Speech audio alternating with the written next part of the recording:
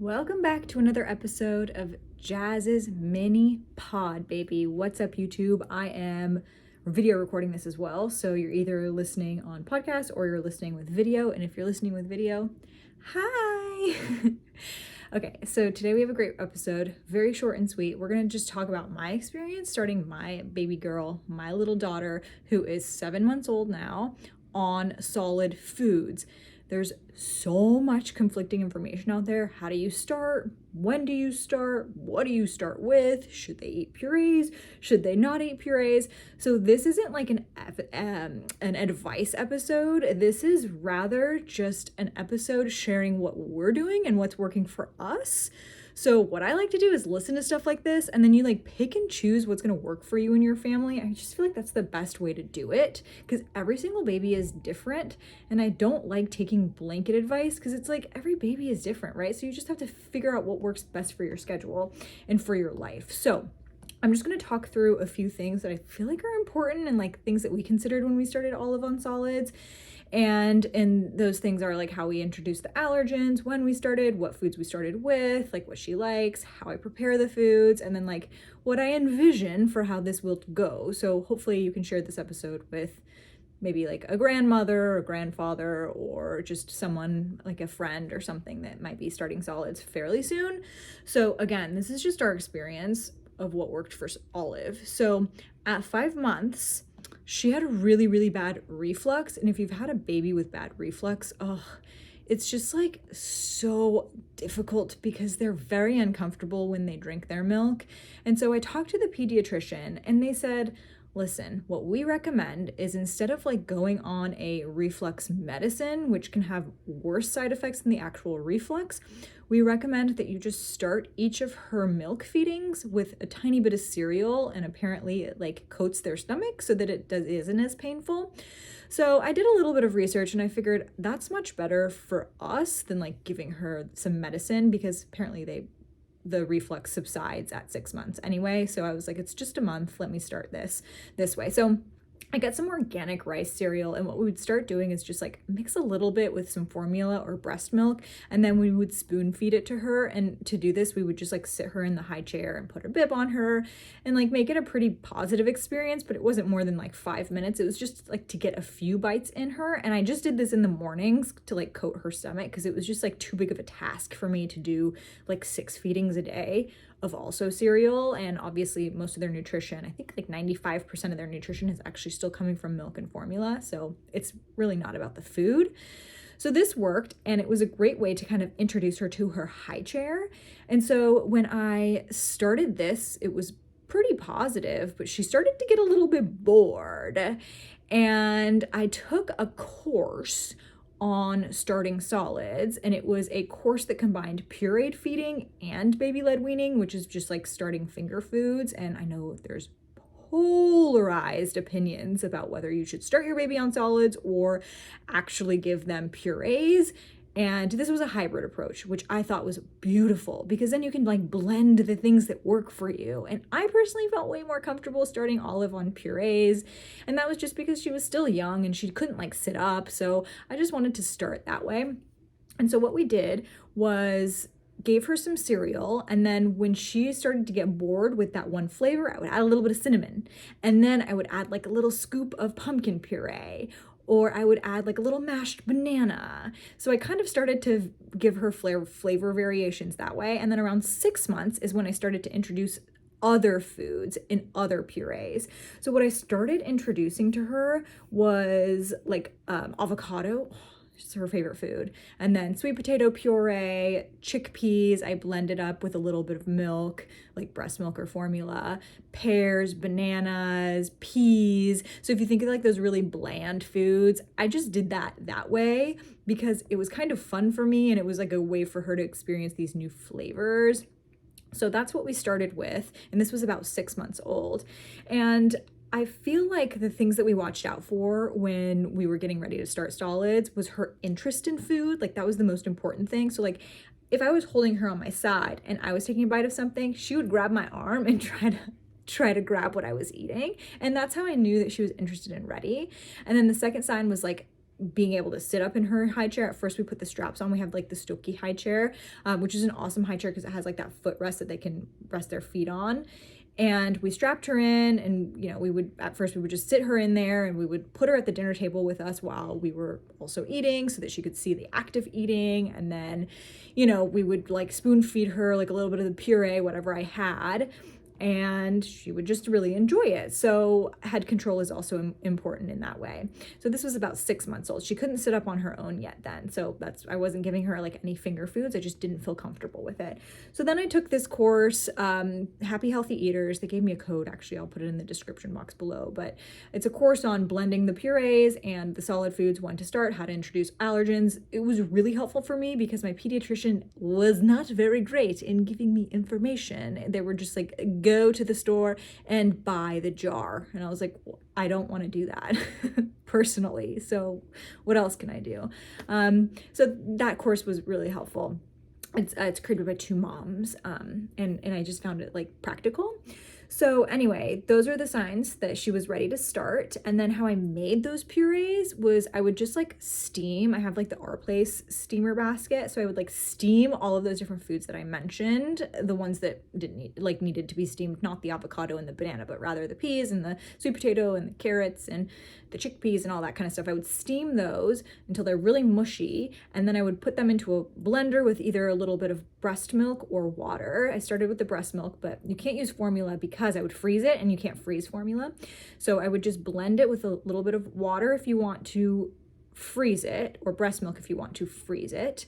And then I would just like bulk make like a cup of it or so. And then I would give her like a tiny little bit of it. And then I would freeze the other portions into little cubes, and that way like I didn't have to remake food. So like maybe once a week I would make a blend of something, and then I would freeze it, and then I would just pop one of those cubes out and give it to her every day. Do you know what I mean? It's just like not that difficult.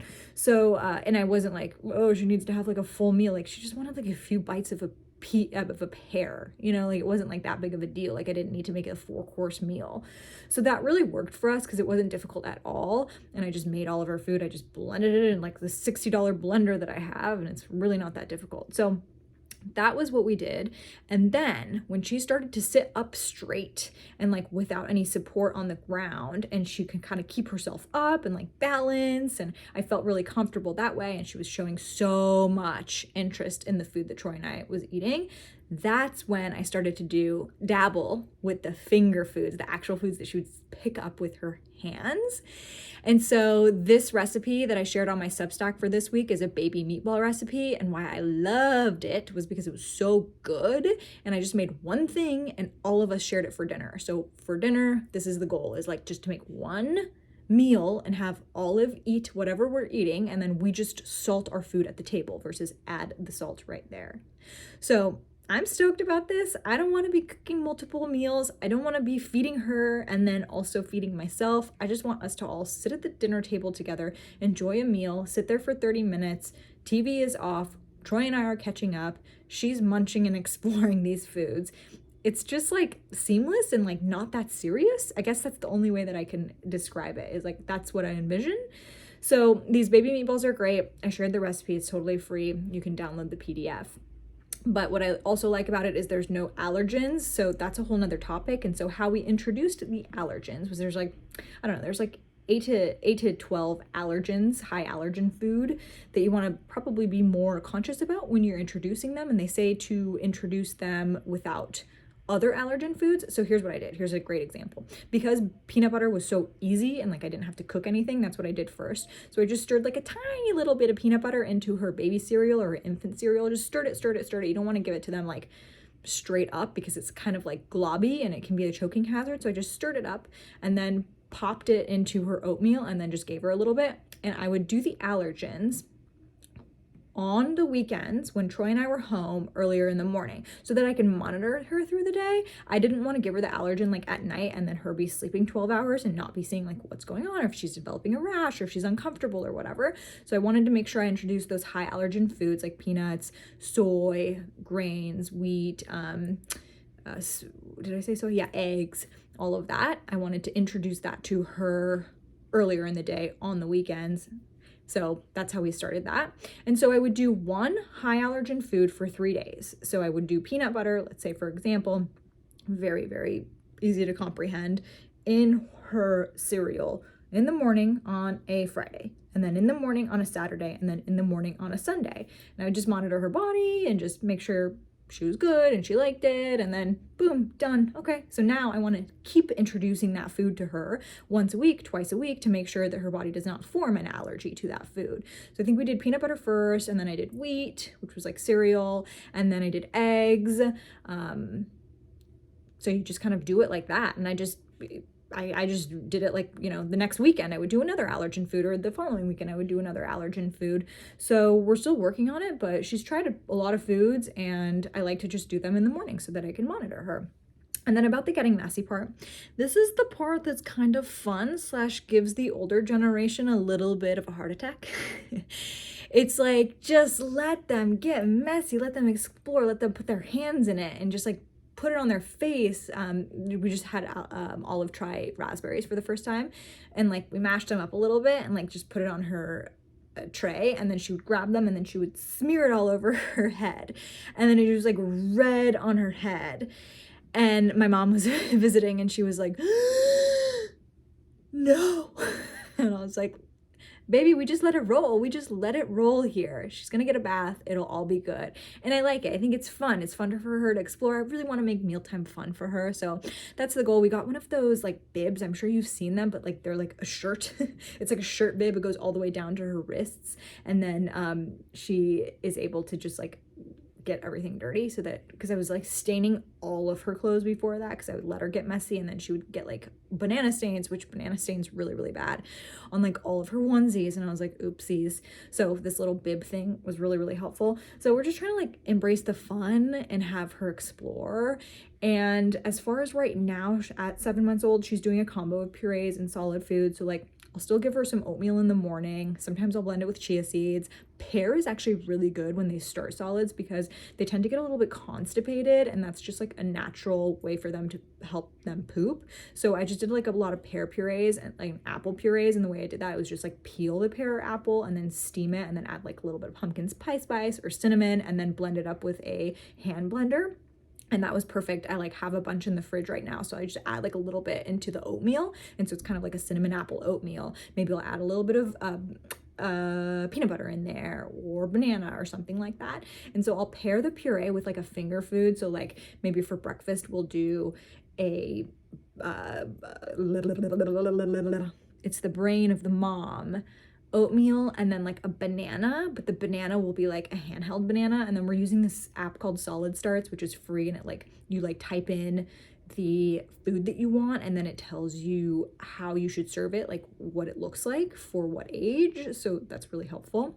And then like for lunch, so we'll do 3 meals now. We'll do that for breakfast, and then for lunch, I usually make a smoothie for myself. So before I add my protein powder, I will take a little bit out of the smoothie and like put it in her little silicone cup, and then she'll drink that, or I'll help her spoon feed that to her as like a puree. And then maybe I'll have like some egg banana pancakes on the side, or another piece of fruit, or she loves avocado, so I'll mash that up and give that to her. So as you can see, we're doing like a combo of purees and then solids.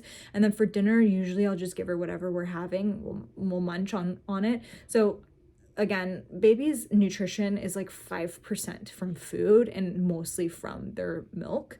So I wouldn't worry about if it's getting into her mouth or not. I'm just letting her explore and have fun and get messy. And I'm not putting too much pressure on like how much she wants to eat, because that's really not the point of it. It's just to like try the different flavors, and it's really fun. And I wouldn't like sweat too much about like if the food is nutritionally dense or not. Like, try your hardest to give them iron rich foods, because that's what they need.